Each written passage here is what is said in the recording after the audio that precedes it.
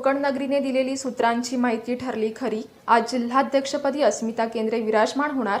मंडणगडची रणरागिणी करणार जिल्ह्याचे नेतृत्व।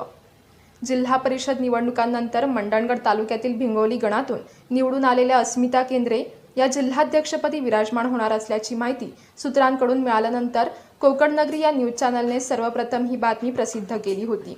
विशेष म्हणजे ही बातमी आता खरी ठरली असून आज अस्मिता केंद्रे या अधिकृतपणे अध्यक्षपदाची धुरा सांभाळणार आहेत।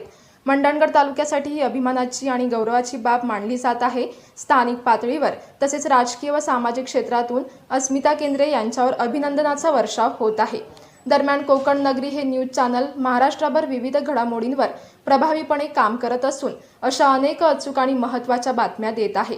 या यशस्वी आणि तत्पर पत्रकारितेबद्दल सर्व स्तरांतून कोकण नगरीचे कौतुक आणि अभिनंदन केले जात आहे। रत्नागिरी जिल्ह्याच्या राजकीय इतिहासात आज एका नव्या अध्यायाची सुरुवात झाली आहे।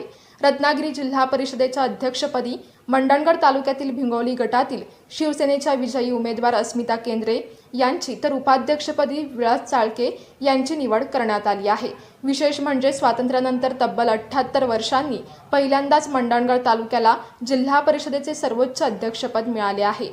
पालकमंत्री उदय सामंत यांनी आज या नावांची अधिकृत घोषणा केली।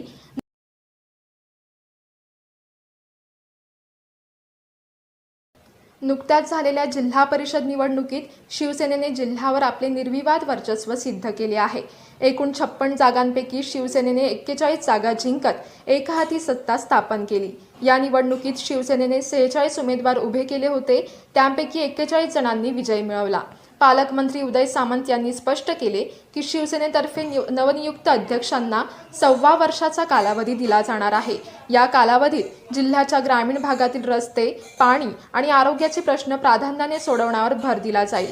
राज्यमंत्री योगेश कदम यांच्या मतदारसंघातून पहिल्यांदाच अध्यक्षपद मिळाल्याने मंडणगड दापोली परिसरात उत्साहाचे वातावरण निर्माण झाले आहे।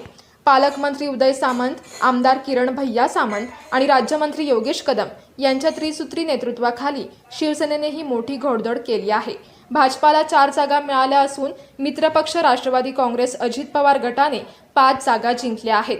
यामुळे महायुतीचे संख्याबळ 50 वर पोहोचले असून जिल्हा परिषदेवर भगवा फडकला आहे।